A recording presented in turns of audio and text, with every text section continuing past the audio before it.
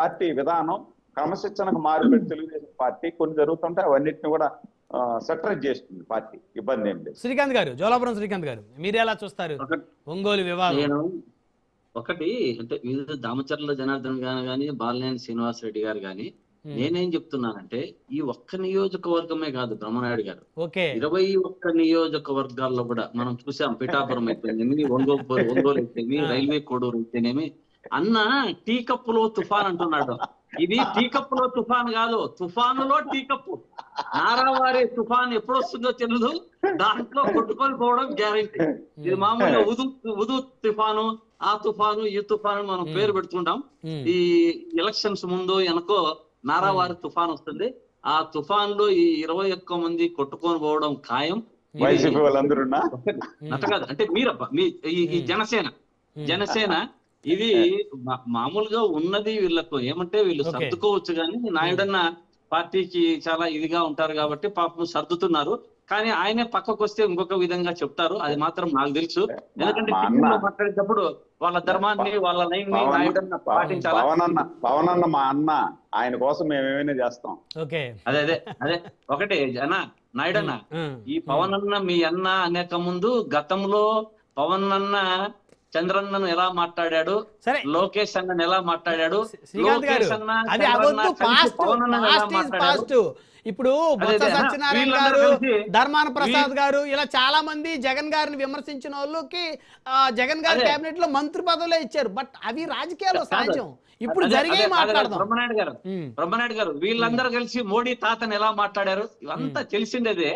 మీరు మీ అవసరాలకు తగ్గట్టుగా, మీ అనుకూలాలకు తగ్గట్టుగా ప్రభుత్వాన్ని మనం ఎటువంటి పరిస్థితుల్లో జగన్మోహన్ రెడ్డి గారు ఈసారి వచ్చినారు అంటే మనము మన పార్టీ గాని పైకి లేచే పరిస్థితి ఉండదు, మనం అగాధంలోకి వెళ్ళిపోతాము అనే విధంగా ఒక దుస్సంకల్పంతోనో దుశ్చర్యతోనో మీకు తగ్గట్టుగా ఈవీఎంలు రావడంతోనో ఏదో ఒకటి సఫలీకృతులు అయినారు. నేనేం చెప్తున్నానంటే అయినారు. మీలో మీరు ఎలా కొట్లాడుకోండి, మీలో మీరు ఏమన్నా చేసుకోండి, కానీ ఈ ప్రజలకు చెప్పినవి, ప్రజలకు చేసినవి, ఈ యొక్క యువతనైతేనేమి, రైతులనైతేనేమి, అన్ని సామాజిక వర్గాలనైతేనేమి పెడ చెవిన పెట్టి వారి యొక్క సమస్యలను పెడదారి పట్టిస్తున్నారు. అది తప్పు. మీలో మీరు ఎలా కొట్లాడుకోండి, మాకు అవసరం లేదు. మీలో తుఫాన్లో మీరు కలుస్తారా, మీలో తుఫాన్ కలుస్తారా, ఈ 21 కలిసి రేపు పొద్దున్నే వల్ల వాళ్ళే 81 అవుతారా, లేకుంటే మీరు బీజేపీలో కలుస్తారా అన్నది మాకు అనవసరం. మాకైతే సబ్జెక్ట్ బీజేపీతో మీరేదో రాయబారం చేస్తారని కూడా చర్చలు నడుస్తూ ఉన్నాయి. మేము ఏం చేసినా ఒకే స్టాండే. ప్రజల పక్షాన ప్రజల గొంతుకను మా గొంతుక వినిపించి, ఇంతకు ముందు నాయుడు అన్నాడు రైతులు ఇదే మన విద్యార్థులు లేరు అని. కాదన్నా, ఇక్కడ మోసపోయిండేది మీ చేతిలో 340 మంది దేంట్లో స్పోర్ట్స్ కోటా కింద 16,000 మంది ఉద్యోగాలు ఇచ్చినారు. ఈ ఒక్క నియోజకవర్గంలో